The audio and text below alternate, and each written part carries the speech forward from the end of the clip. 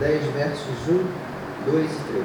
Diz assim: No terceiro ano de Ciro, rei da Pérsia, uma palavra foi revelada a Daniel, cujo nome é Beltesazar. A palavra era verdadeira e envolvia grande conflito. Ele entendeu a palavra e teve entendimento da visão. Naqueles dias eu, Daniel, fiquei de luto por 3 semanas. Não comi nada que fosse saboroso, não provei carne nem vinho, e não me ungi com óleo algum, até que passaram as 3 semanas. Só até aqui. Se nós nos atentarmos para esses 3 versos que nós lemos aqui, a gente consegue descobrir 3 coisas. A primeira é o momento em que se passa o capítulo 10, que ficou claro aqui que é o terceiro ano do rei Ciro. A segunda coisa, e para isso a gente precisa prestar atenção, é a razão do clamor que está sendo descrita nesse capítulo. Por que que Daniel se colocou nessa posição de novo, posição semelhante que ele se colocou no capítulo 9? E a terceira coisa que a gente consegue perceber nesses 3 versos é a intensidade do clamor que estamos vendo nesse capítulo. A gente vê que Daniel se coloca num jejum por 3 semanas. Isso dá em torno de 21 dias. Então não era algo pequeno. Se nós só lermos que o capítulo 10 ocorre no terceiro ano do reinado de Ciro, se a gente passa direto por essa informação, de fato ela não nos ajuda muito. Mas nós não podemos nos esquecer o que aconteceu no primeiro ano do reinado do rei Ciro, que foi a famosa libertação do povo de Deus. Os judeus saíram da Babilônia. Após a queda da Babilônia, queda essa que nós tratamos lá em Daniel capítulo 5, que o pastor Léo expôs, o rei Ciro, no primeiro ano do seu mandato, reconhecendo que o Deus Todo-Poderoso tinha lhe dado o domínio sobre a terra, decretou que o povo judeu voltasse a Judá e reconstruísse o templo do Senhor. Isso está lá em 2 Crônicas 36, dos versos 22 até o 23, e também está nos 4 primeiros versos do capítulo 1 do livro de Esdras. E não só isso que Ciro decretou, mas ele também ordenou que as pessoas ajudassem os judeus com prata, ouro, gado, para que eles realizassem tal empreitada, para que eles conseguissem ter êxito na reconstrução do templo. Só que esse decreto ele se passou no primeiro ano do rei Ciro. Já Daniel capítulo 10 ele se passa no terceiro, então a gente tem um intervalo de tempo aqui. Daniel, ele orou pelo arrependimento do povo em Daniel capítulo 9, como nós vimos. E posteriormente a isso, Deus permitiu que o seu povo voltasse do exílio, despertando o espírito do rei Ciro para que ele colaborasse com tal propósito, com tal objetivo. Assim, os judeus voltaram a Jerusalém, cumprindo a profecia de Jeremias dos 70 anos de exílio que nós vimos na exposição passada. Mas, como vocês sabem, não foi fácil para os judeus reconstruírem a casa do Senhor. Eles sofreram alguns ataques, algumas dificuldades. Como nós podemos ver lá no capítulo 4 do livro de Esdras, o povo de Deus encontrou dificuldades para que ele desse andamento às obras de reconstrução do templo. E essas dificuldades foram as retaliações dos povos vizinhos aos judeus, especialmente aqueles que se encontravam em Samaria. E para que a gente entenda esse cenário que foi dificultoso para os judeus, eu vou fazer uma breve recapitulação aqui para vocês entenderem onde eu quero chegar. Quando o povo de Israel saiu do Egito, e aqui eu estou falando lá do livro de Êxodo, lá atrás, Deus fez aquele aglomerado de escravos, aquelas milhares de pessoas que estavam há muito tempo sendo massacradas no Egito, fez delas uma nação essa que pertenceria a ele. Deus deu a eles a aliança, Deus deu a eles a sua lei moral, a sua lei civil, as leis cerimoniais. Então Deus estava caracterizando uma nação ali para ele.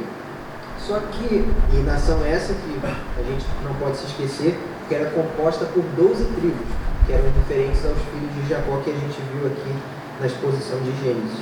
Só que muitas e muitas décadas depois deles terem saído do Egito e até mesmo chegado a Canaã, muito tempo depois disso, o povo de Israel ele começou a olhar enciumado para algumas nações que estavam ao seu redor, e eles não estavam agradados com o sistema de governo de juízes que tinha ali, e eles queriam porque queriam um rei sobre eles. Nesse aspecto eles queriam ser parecidos com os povos vizinhos. E essa ideia, a princípio, desagradou ao Senhor.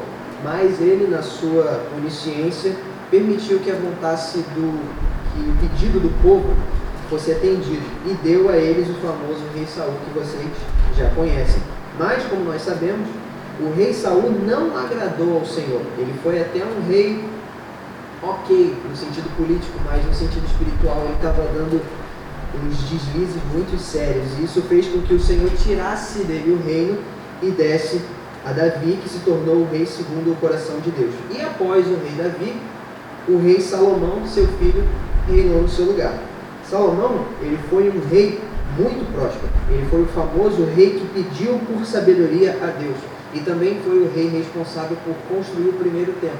Templo esse que a essa altura do campeonato já tinha sido destruído. Mas até mesmo Salomão, com toda a sabedoria e riqueza que ele tinha, ele se mostrou descuidado e se envolveu em idolatria lá no final da sua vida, prestando culto a outros deuses. E por Salomão ter cometido tal pecado, Deus prometeu que tiraria do seu descendente, ou seja, do seu filho, o rei que viria depois dele, a maior parte dos reinos de Israel. E só deixaria uma pequena parte, e isso por amor à fidelidade de Davi. Foi isso que o rei Salomão ouviu da parte do Senhor. E isso está lá em 1 Reis 11, dos versos 9 até o verso 13. Após a morte do rei Salomão, seu filho Roboão estava reinando, só que a nação de Israel ela não era uma apenas, ela se dividiu, ela se tornou duas. 10 tribos se rebelaram do rei descendente de Salomão e se tornaram o povo do norte, o reino de Israel. E apenas as tribos de Judá e Benjamim se mantiveram com o rei descendente de Salomão, que era descendente de Davi, que formaram o povo do sul, o reino de Judá, tendo a Jerusalém como capital. Só que tanto o reino do norte quanto o reino do sul se banharam em pecado e foram rebeldes contra o Senhor. Os dois transgrediram a lei de Deus e por diversas vezes foram avisados pelos profetas enviados por Deus para que eles abandonassem seus maus caminhos e se arrependessem dos seus pecados. E infelizmente nenhum desses dois reinos fez isso e sofreram as consequências das suas escolhas nos seus próprios corpos, nas suas vidas. Como nós sabemos, Judá foi entregue por Deus nas mãos do rei Nabucodonosor e o povo foi exilado para a Babilônia. A gente abriu a exposição de Daniel capítulo 1 com esse plano de fundo, Deus entregando o reino de Judá nas mãos de Nabucodonosor. Só que isso foi o povo do sul.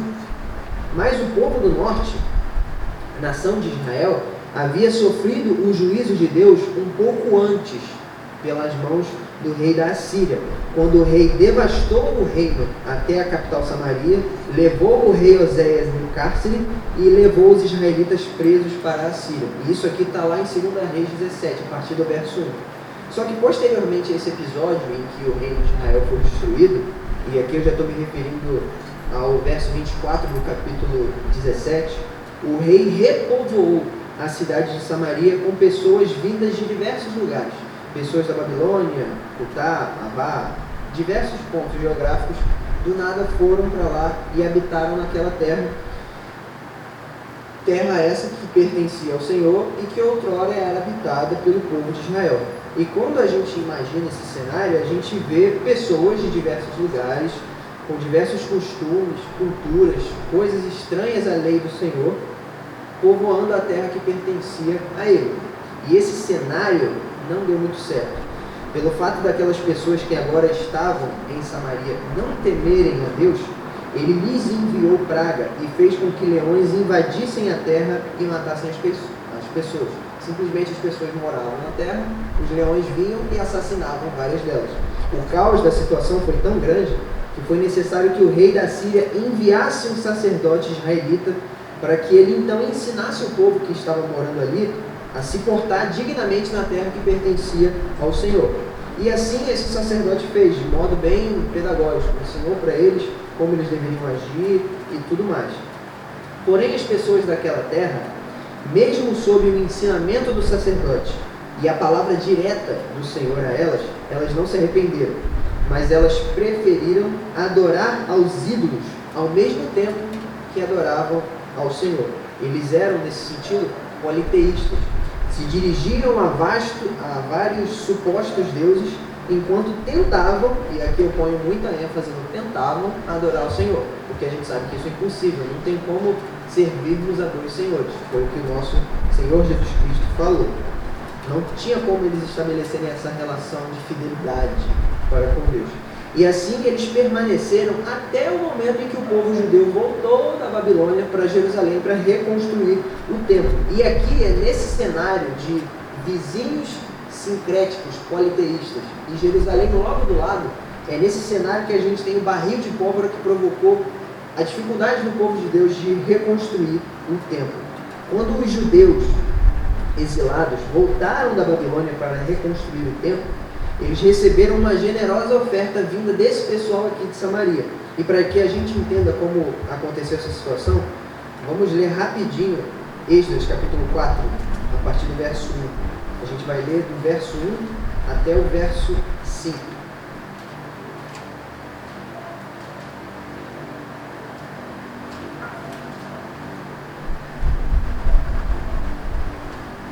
E diz assim: Quando os adversários de Judá e Benjamim ouviram que os que haviam voltado do cativeiro estavam reconstruindo o templo ao Senhor, Deus de Israel, aproximaram-se de Zorobabel e dos chefes de família e disseram o seguinte: Deixem-nos ajudar na construção, porque buscamos o mesmo Deus que vocês buscam. Já temos oferecido sacrifícios a ele desde os dias de Esar-Adom, rei da Síria, que nos fez vir para esse lugar. Porém Zorobabel, Jesua e os outros chefes de família de Israel responderam o seguinte: Vocês não têm nada a ver conosco na construção do templo ao nosso Senhor, ao nosso